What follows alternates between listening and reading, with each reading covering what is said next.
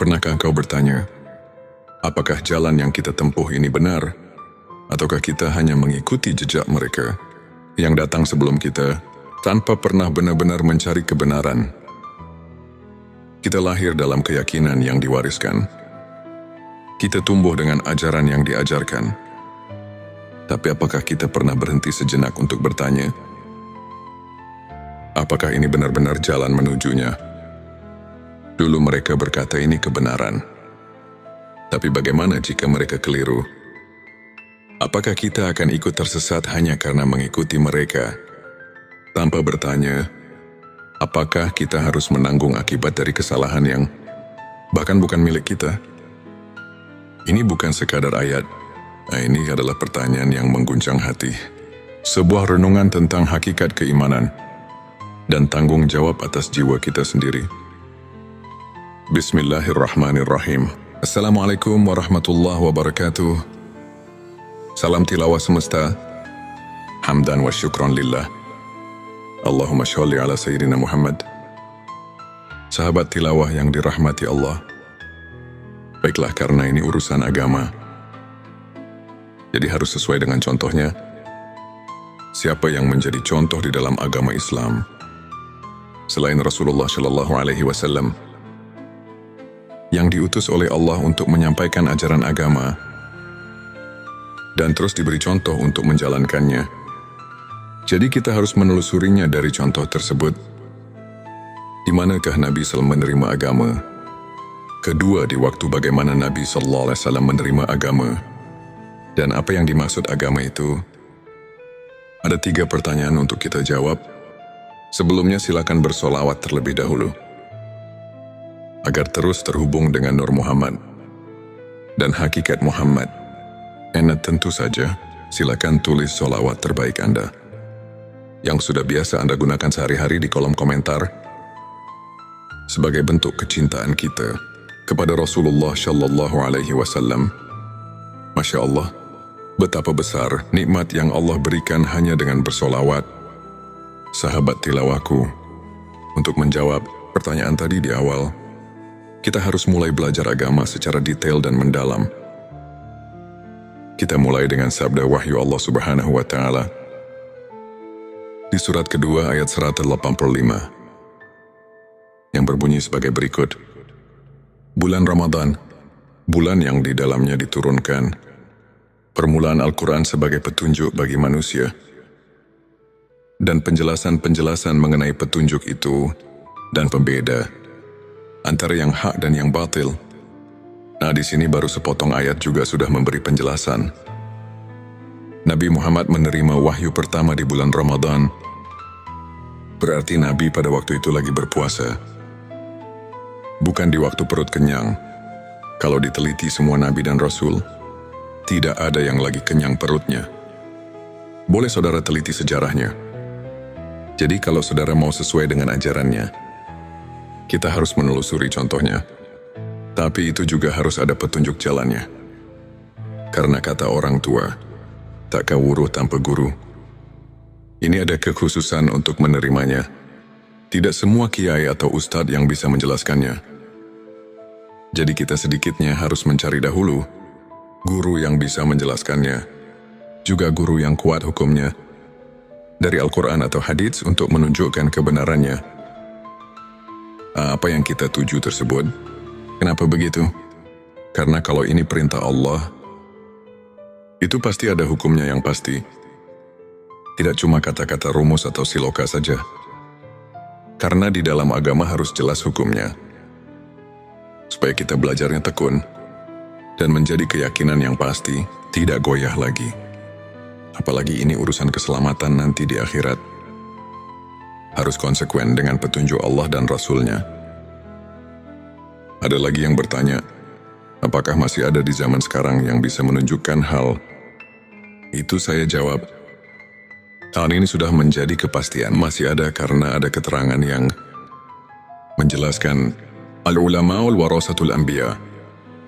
Ulama itu pewaris para nabi. Jadi saya percaya sekarang masih ada atau banyak yang bisa menunjukkan hal ini. Hanya mungkin agak sulit mencarinya. Sabarlah sedikit. Kalau kita keras, keinginan itu pasti akan ketemu. Sahabat tilawahku, ilmu ma'rifat dan tauhid ini merupakan pemurnian dan penyegaran kembali ilmu tauhid dan ma'rifat. Sebelumnya silakan bersolawat terlebih dahulu agar terus terhubung dengan Nur Muhammad dan hakikat Muhammad tentang ilmu tingkat tinggi ini, ilmu ma'rifat dan tauhid ini. Ada dua hal yang wajib dipahami, yaitu mudarat dan manfaat. Segi mudaratnya ialah ada kalanya membawa orang menjadi sesat atau musyrik, dan ada kalanya membawa orang jadi apatis, mengasingkan diri dari pergaulan masyarakat ramai, dan secara mutlak memandang dunia ini sebagai tempat kotoran dan merusak, padahal dunia ini tempat beramal, bekerja dan berjuang untuk kebahagiaan umat manusia di dunia. Dan di akhirat, bisa terjadi hal-hal demikian itu apabila seseorang bertasawuf tanpa berakidah yang konsekuen dan bersyariah, dan tanpa tasawuf yang berasal dari tasawuf Islam yang murni. Dengan akidah yang hasil dari ma'rifat sebenarnya, itu kita pasti bisa merasakannya sendiri dengan khoti, karena mereka itu pasti mengenalnya dengan arof, tauhobi, birobi sehingga betul-betul mempercayainya. Dengan syariah, kita dapat taat menuruti peraturan-peraturan agama. Dan dari ilmu ma'rifat dan ilmu tauhidlah kita bisa merasakan dalam batin kita, mengenal Tuhan untuk siapa dipersembahkan amal ibadah kita, dan sebagai kontrol jiwa untuk khusyuk kepadanya.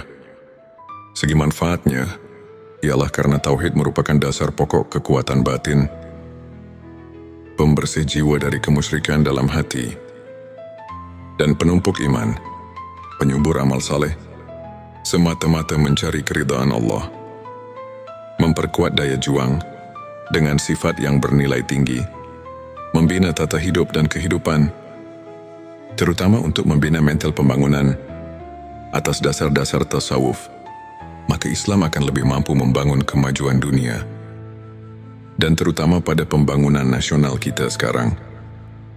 Ini maka sesuai dengan tujuan channel Tilawah Semesta ini, menunjukkan pentingnya ilmu ma'rifat dan tauhid untuk menjadi referensi, acuan keilmuan yang lebih mendalam untuk umat Islam yang masih sama-sama membutuhkannya. Maka untuk itu saya sangat mengharapkan agar channel dan video ini dapat dicerna, diterima dan diteliti, dan harus hati-hati dalam mengambil kesimpulan, karena channel Tilawah Semesta ini sangat mendalam sebagai bahan studi, di mana ilmu tauhid merupakan pusat keyakinan dalam hati. Karena umat Islam tanpa keyakinan itu nol besar. Selain daripada itu, ialah agar remaja kita dapat terisi jiwanya dengan ajaran tauhid dalam rangka membina mental agama Islam. Jangan goyah lagi, sehingga pembangunan kita jadi bersih dari hal yang dilarang Allah Subhanahu wa Ta'ala. Semoga channel ini sesuai dengan tujuan kita semua, sesuai dengan agama Islam, dan bagi masyarakat bangsa Indonesia, semoga Tuhan melimpahkan rahmat-Nya kepada kita semua. Sahabat tilawahku, saya di sini akan mencoba meneruskan pembahasan yang berjudul Ilmu Ma'rifat dan Tauhid, ilmu makrifat tingkat tinggi. Sesuai dengan permintaan jemaah, sebenarnya jika bahasan ini dilanjutkan, ini pasti banyak sekali yang menyangkut kata-kata asroria, rahasia yang memang sedikitnya menyangkut pada keterangan yang bersifat asroria, seperti yang tercantum di dalam kitab Sirur Asror yang berbunyi, kufran, artinya sesungguhnya menjelaskan tentang rahasia ketuhanan. Adalah hukumnya kufur, juga ada lagi keterangan yang berbunyi, man arafalahu, kala lisanuhu, artinya barang siapa yang telah mengenal Tuhannya, maka lipatkanlah lidahmu. Kitab Durun Nafis, sahabat tilawahku, dengan dua keterangan, ini kami merasa takut untuk kelanjutannya. Tapi setelah lama kami pikir, juga dalam hati merasa kasihan untuk generasi selanjutnya. Bagaimana kalau umat Islam untuk masa depan semakin jauh dengan yang sebenarnya? Seperti di zaman sekarang yang bisa kita lihat bersama. Sudah jauh dengan aturan yang sebenarnya. Banyak orang yang sudah tidak hormat lagi kepada orang tua. Sudah kurang adil dengan sesama manusia. Nyawa orang sudah tidak ada harganya lagi. Pembunuhan di mana-mana, yang intinya sudah tidak merasa takut sama Allah Subhanahu wa Ta'ala. Maka dengan ini, kami akan memberanikan diri di dalam channel Tilawah Semesta ini untuk siap melanjutkan pembahasan tentang ilmu makrifat tingkat tinggi, ilmu makrifat dan tauhid, karena kami merasa khawatir untuk masa yang akan datang kalau tidak ada peringatan dari ulama-ulama sekarang. Dengan cara membeberkan hukum-hukum Allah dan Rasul-Nya, itu jelas untuk masa yang akan datang. Akan lebih parah lagi daripada sekarang. Dan karena Allah telah berfirman yang dicatat dalam Al-Quran surat ketiga ayat 79, yang artinya sebagai, berikut hendaklah kamu menjadi orang-orang Rabbani, karena kamu selalu mengajarkan Alkitab, dan disebabkan kamu tetap mempelajarinya, kami merasa khawatir untuk masa yang akan datang. Kami akan memberanikan diri di channel Tilawah Semesta ini untuk siap melanjutkan pembahasan tentang ilmu makrifat tingkat tinggi, ilmu makrifat dan tauhid, karena Allah telah berfirman yang dicatat dalam Al-Quran surat ketiga ayat 79, yang artinya sebagai, berikut hendaklah kamu menjadi orang-orang Rabbani, karena kamu selalu mengajarkan Alkitab, dan disebabkan kamu tetap mempelajarinya. Maka dengan ini, insya Allah semoga Allah memberikan taufik dan hidayahnya, sehingga bisa lancar untuk kelanjutannya, dalam upaya menumbuh suburkan ilmu dan iman secara ruhul. Islam sebagaimana dimaklumi bersama, di tengah-tengah masyarakat kita telah berkembang pesat ilmu-ilmu ke-Islaman seperti ilmu kalam, ilmu tafsir, ilmu hadits fiqih, tasawuf dan lain-lain. Semua ilmu ini dijabarkan oleh masyarakat dalam kehidupan mereka sehari-hari, sehingga dapat membentuk kehidupan agamis. Tentu kondisi seperti ini hendaknya terus dipelihara dan tumbuh kembangkan dalam rangka meningkatkan keimanan dan ketakwaan terhadap Allah yang Maha Esa. Sebelumnya silahkan bersolawat terlebih dahulu, agar terus terhubung dengan Nur Muhammad dan hakikat Muhammad. Masya Allah, betapa besar nikmat yang Allah berikan hanya dengan bersolawat. Sahabatku, sahabat Tilawah Semesta yang dimuliakan Allah, firman Allah dalam surat ke-7 ayat 172, yang artinya sebagai berikut, dan ingatlah ketika Tuhanmu mengeluarkan anak Adam dari punggung sulbi, mereka mengambil kesaksian terhadap jiwa mereka. Seraya Tuhan berfirman, bukankah aku Tuhanmu? Mereka menjawab, ya betul, kami menjadi saksi, supaya kamu nanti pada hari berhenti tidak mengatakan sesungguhnya kami orang yang lalai, atau tidak diberi peringatan tentang hal ini. Di dalam ayat ini, kalau betul-betul dihayati dan ditafakuri secara jernih,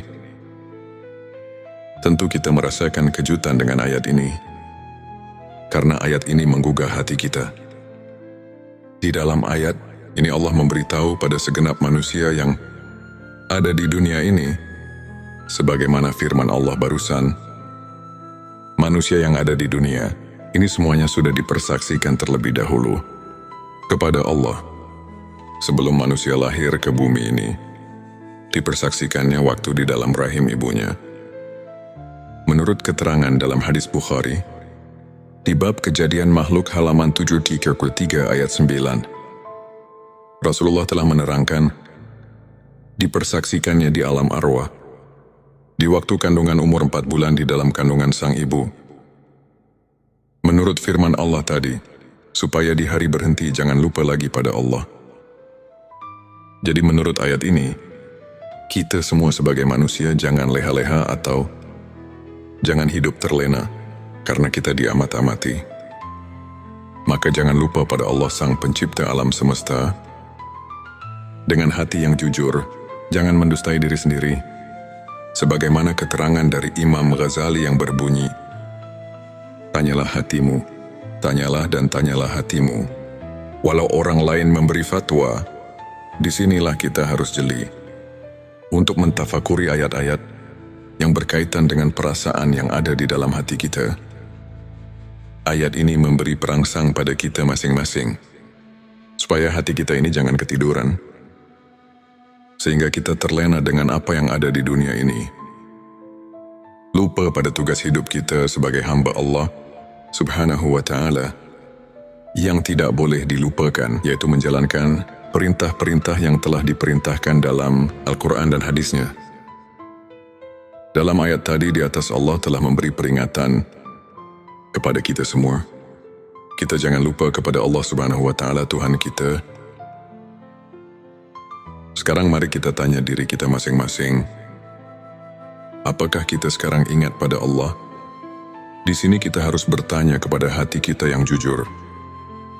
Jangan membohongi diri sendiri, karena di sini bukan ditanya ingat pada namanya Tuhan, tapi di sini ditanya ingat pada Tuhannya, yang diberi nama Allah, yang diberi nama Tuhan.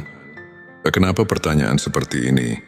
Karena banyak sekali orang cuma ingat kepada namanya saja. Bukan ingat kepada Allahnya, bukan ingat kepada Tuhannya. Untuk menjawab pertanyaan ini, pertama kita harus memakai pikiran yang mendalam. Kedua harus vakum bidawahir. Ketiga harus memakai hati yang jujur. Baru pertanyaan ini bisa dijawab dengan sempurna. Tapi kalau dijawab dengan hati bainaung, ini pasti akan menimbulkan fitnah di kalangan umat Islam. Naudzubillah, jangan terjadi seperti ini. Ini cuma mengingatkan hati kita, khususnya umat Islam, jangan sampai keliru untuk menetapkan akidah kita kepada Allah Subhanahu Tuhan kita semua, karena Tuhan mengamat-amati. Jangan sampai lupa kepadanya. Di dalam surat ke-33 ayat 41 yang artinya sebagai berikut, hai orang-orang yang beriman, ingatlah kepada Tuhanmu dengan sebanyak-banyaknya. Ingat kalau ayat ini dikaji dan ditafakuri secara mendalam, pasti kita akan terpanggil secara spontan. Terus kita mengusahakan supaya kita terus-menerus ingat kepada Tuhan. Bahkan ada lagi keterangan yang mengingatkan, ingatannya kepada Tuhan harus bikuli. Lam hati wa nafasim bi. Ada di kuli, maklumilah ingatnya kepada Tuhan harus sebing bilangan nafas dan kedipan mata. Ada lagi keterangan di dalam surat ke-7 ayat 205 yang artinya sebagai berikut, dan sebutlah nama Tuhanmu dalam hatimu dengan menyatakan diri dan rasa takut, dan dengan tidak mengeraskan suara di waktu pagi dan petang, dan janganlah kamu termasuk orang-orang yang lalai. Sahabat tilawahku, fathur di sini artinya ingat-ingat itu pekerjaan hati. Sedangkan hati itu kalau kita rasakan bukan pekerjaan lisan, tapi pekerjaan hati. Bisa ingat kalau ada pemberian dari dua panca indera, ialah dari telinga dan mata. Kalau tidak ada pemberian dari dua panca indera, itu tidak akan ada di dalam hati. Cobalah kita rasakan, bisa ingat pada yang kamu belum ketahui. Itu tidak mungkin, tapi awas pendengaran. Legenan penglihatan di sini bukan pendengaran atau penglihatan sual basiroh, tapi pendengaran atau penglihatan ainal basiroh dan hakul basiroh. Karena kalau penglihatan sual basiroh cuman bisa mendengar dan melihat yang kita lihat bersama, seperti gunung laut, batu pepohonan, hewan dan sebagainya yang sama-sama kita lihat. Bukan itu yang dimaksud. Untuk mencapai derajat tingkat ainal basiroh dan hakul basiroh, hanya orang-orang tertentu saja. Ini cuma mengingatkan supaya jangan menafsirkan kepada pendengaran atau penglihatan suaul basiroh. Disinilah kita harus hati-hati. Jangan sampai cepat-cepat mengambil kesimpulan. Jadi harus diteliti dan ditafakuri yang lebih mendalam dulu. Supaya jangan ada perselisihan paham di antara kita umat Islam. Sahabat tilawahku yang dirahmati Allah. Untuk mengingat sebenarnya kepada Tuhan, kita harus suluk terlebih dahulu kepada guru antuk pituduh yang benar-benar ahli, karena tidak semua kiai, ajengan dan ustadz yang bisa mengajarkan hal ini. Ada kekhususan untuk arif billah yang bisa untuk hal itu. Dengan sangat pentingnya untuk mengingat Tuhan, kita harus berusaha sekuat tenaga. Karena kalau kita lupa kepada Tuhan sekarang, apalagi nanti di akhirat, pasti kita akan lupa. Sedangkan kalau kita lupa, karena tidak diberitahu oleh kedua orang tua, maka itu pun tidak bisa menghisap kepadanya. Sebagaimana firman Allah di surat ke-7 ayat 173. Surat Al-A'raf sudah memberi peringatan kepada kita yang berbunyi, atau agar kamu tidak mengatakan, sesungguhnya orang-orang tua kami telah mempersekutukan Tuhan sejak dahulu, sedang kami ini adalah anak-anak keturunan yang datang sesudah mereka. Maka apakah engkau akan membinasakan kami karena perbuatan orang-orang yang sesat dahulu? Quran Surat Al-A'raf ayat 173. Nah, di sini marilah semua, khususnya orang-orang yang beriman, mari kita bangkitkan pikiran kita untuk penelitian mentafakuri ayat ini, karena sudah jelas dan dapat kita pahami tadi. Ayat 172. Dan ditegaskan lagi dengan ayat 173. Ini benar-benar Tuhan melarang lupa kepadanya. Juga jangan menyalahkan kedua orang tua, apalagi menghisapnya, karena kita sebetulnya sudah diberitahu oleh Tuhan melalui wahyunya kepada Nabi Muhammad Shallallahu Alaihi Wasallam bahwa kita semua sudah mengatakan, Qalu bala syahidna. Maksudnya supaya kita nanti di akhirat jangan bilang lalai atau lupa kepadanya. Sebab kalau lupa atau lalai, atau lupa kepadanya, ini hanya kesalahannya sendiri, yang akibatnya kita akan mendapatkan kesesatan, karena mungkin karena tidak mau tahu tentang agama sendiri. Karena itulah kita jadi bodoh. Bodoh tentang persaksian kepadanya. Bodoh itu karena lupa. Lupa itu jadi kita bodoh. Sama yang telah dikatakan di dalam kitab Sirur Asror. Di situ dikatakan, penyebab tapi hati adalah karena lupa. Dengan lupa kita jadi bodoh. Bodoh dalam urusan ketuhanan. Setelah manusia berjanji di alam arwah, seberapa sering kita menyalahkan masa lalu. Menyalahkan orang tua, menyalahkan mereka yang lebih dulu hidup sebelum kita. Kita berkata, aku tidak tahu, mereka tidak mengajariku. Mereka telah sesat, maka wajar jika kami pun tersesat. Tapi benarkah begitu?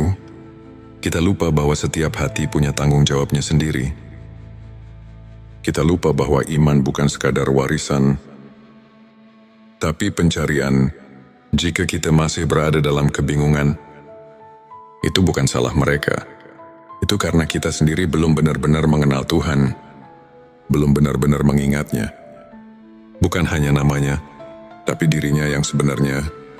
Maka sebelum jari ini menunjuk orang lain, sudahkah hati ini benar-benar mencarinya? Kita lahir dalam keyakinan yang diwariskan. Kita tumbuh dengan ajaran yang diajarkan. Tapi apakah kita pernah berhenti sejenak untuk bertanya, apakah ini benar-benar jalan menujunya? Ini bukan sekadar ayat. Ini adalah pertanyaan yang mengguncang hati. Sebuah renungan tentang hakikat keimanan dan tanggung jawab atas jiwa kita sendiri. Bismillahirrahmanirrahim. Assalamualaikum warahmatullahi wabarakatuh. Salam tilawah semesta. Hamdan wa syukron lillah. Allahumma sholli ala Sayyidina Muhammad. Di sini marilah semua, khususnya orang-orang yang beriman, mari kita bangkitkan pikiran kita untuk meneliti, mentafakuri ayat ini. Firman Allah di surat ke-7, Ayat 173 sudah memberi peringatan kepada kita yang berbunyi, atau agar kamu tidak mengatakan, sesungguhnya orang-orang tua kami telah mempersekutukan Tuhan sejak dahulu, sedang kami ini adalah anak-anak keturunan yang datang sesudah mereka. Maka apakah engkau akan membinasakan kami karena perbuatan orang-orang yang sesat dahulu? Petik 2 Quran Surat Al-A'raf ayat 173. Di sini sudah jelas dan dapat kita pahami. Ini benar-benar Tuhan melarang, lupa kepadanya juga. Jangan menyalahkan kedua orang tua, apalagi menghisapnya, karena kita sebetulnya sudah diberitahu oleh Tuhan melalui wahyunya kepada Nabi Muhammad Shallallahu Alaihi Wasallam bahwa kita semua sudah mengatakan, qalu bala syahidna. Maksudnya, supaya kita nanti di akhirat jangan bilang lalai atau lupa padanya, sebab kalau lupa atau lalai atau lupa kepadanya, ini adalah kesalahannya sendiri, yang akibatnya kita akan mendapatkan kesesatan, karena mungkin karena tidak mau tahu tentang agama sendiri. Karena itulah kita jadi bodoh tentang persaksian kepadanya.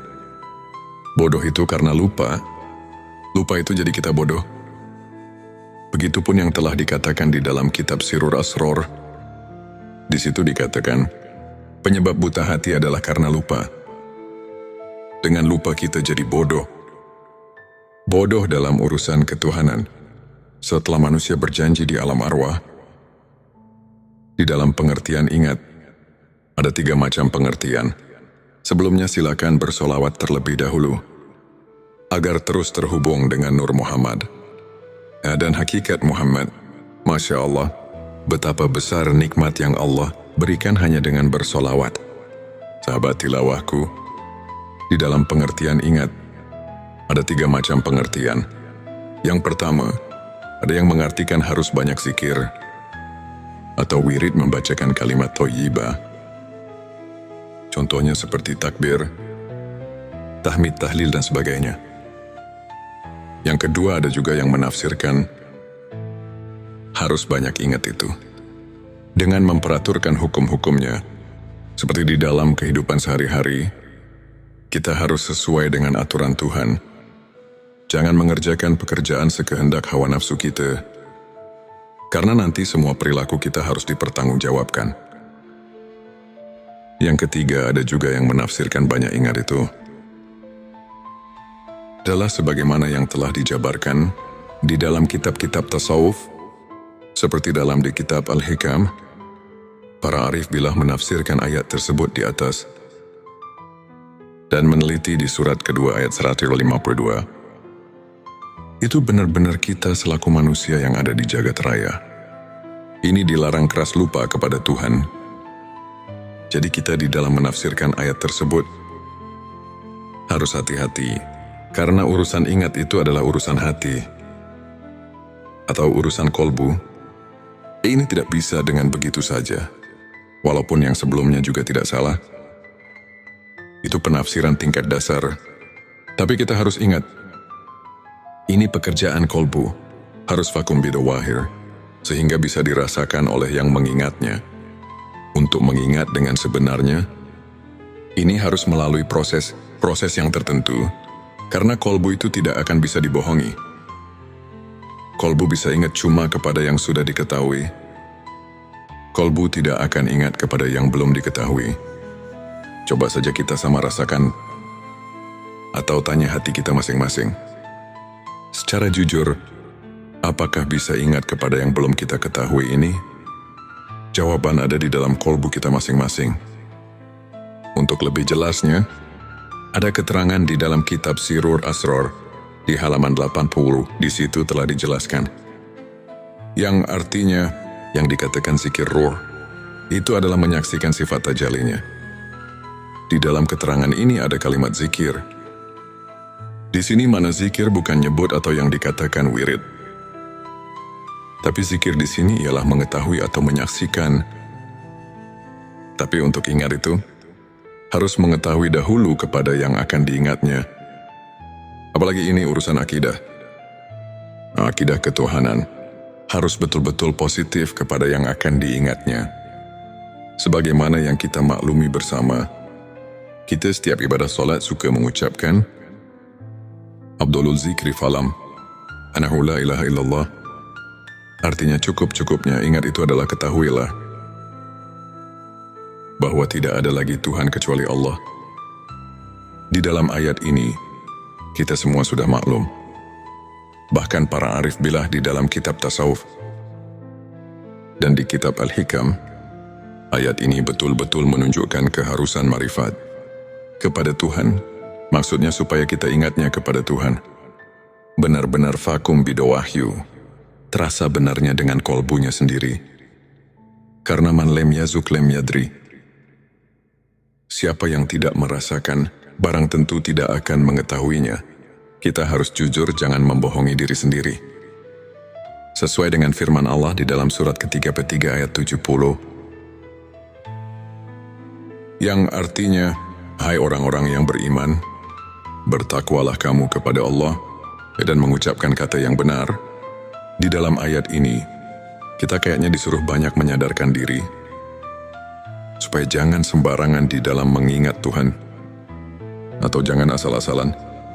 Sahabatku, ada dalil yang mengatakan, yang artinya, barang siapa yang mengerjakan hari sekarang, sama saja dengan hari kemarin, itu orang termasuk golongan yang merugi.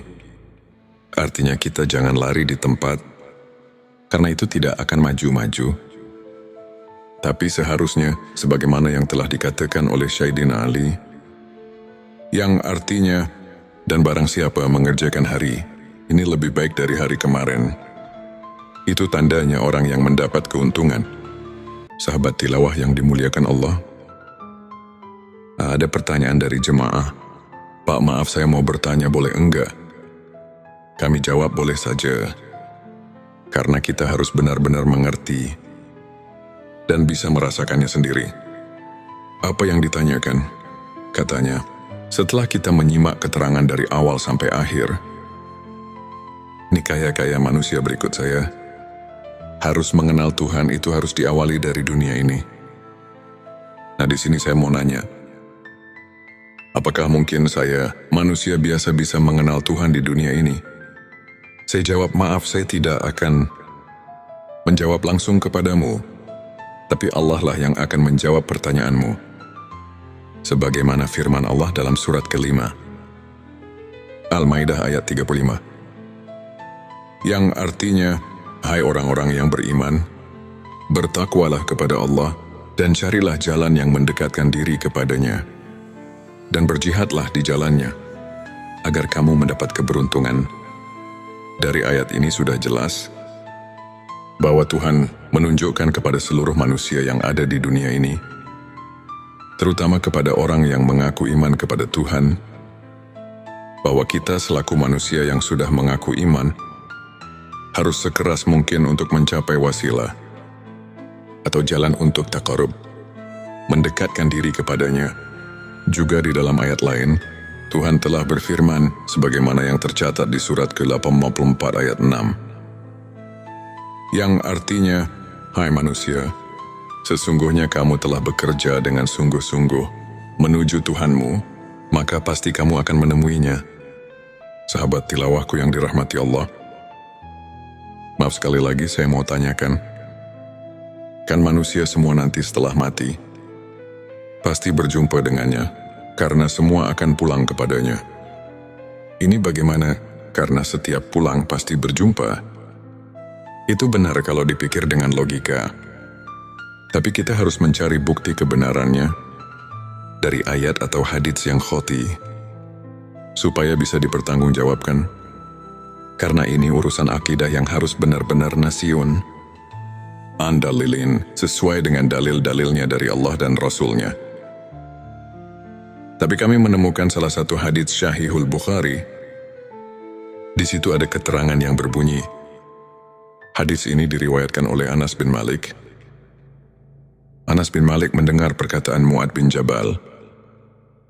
Mu'ad bin Jabal mendengar langsung dari Rasulullah Shallallahu Alaihi Wasallam. Rasulullah bersabda, Barang siapa yang berjumpa dengan Tuhannya dengan tidak adanya keadaan musyrik kepadanya, maka dia akan masuk surga.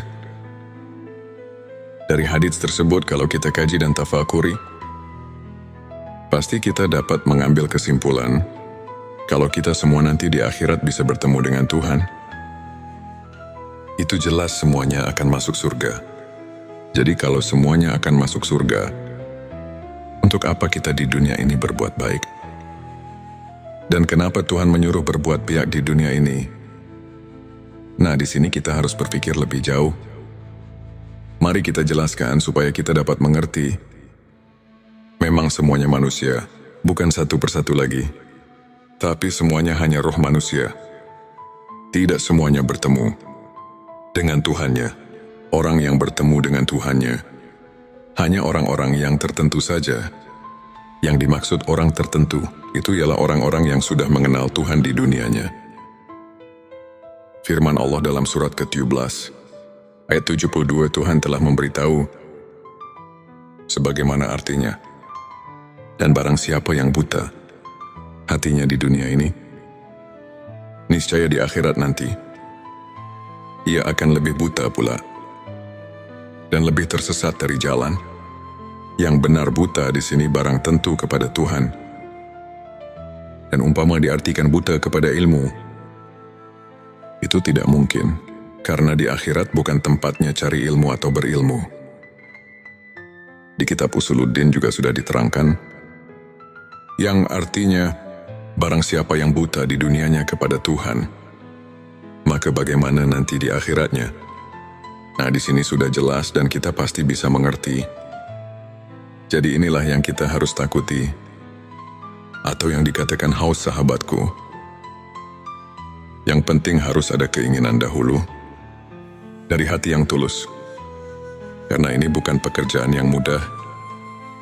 Ini memerlukan tarekat-tarekat tertentu yang harus dijalankan. Kalau keinginannya masih lemah, barang tentu tidak akan berhasil. Sebab ini memerlukan tabu nafsu memeras, keringat suglul kolbi, semangat dorongan hati, dan sidatul hisab, kuat perhitungan. Hadirin yang dimuliakan Allah, jika keinginannya sudah kuat, Tuhan telah memberi peluang kepada kita. Siapa saja yang ingin berjumpa dengannya, itu pasti akan berjumpa. Sebagaimana firman Allah di dalam surat ke-18 ayat 110.